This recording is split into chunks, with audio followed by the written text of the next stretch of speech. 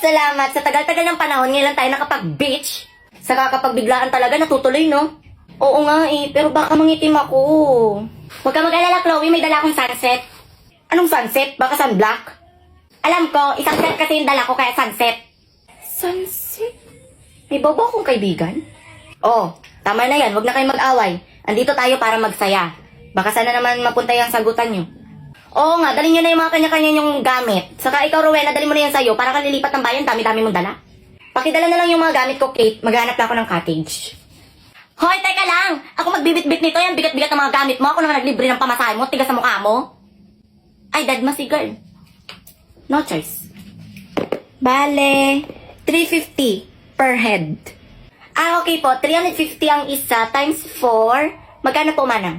Anong 4? 5 kayo. 5 pa tayo?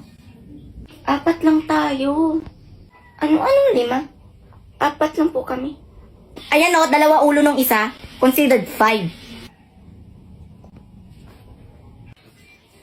Manang pitiking ko utak mo. Gusto mo? Kate, may pogi o nakatingin sa akin kanina pa.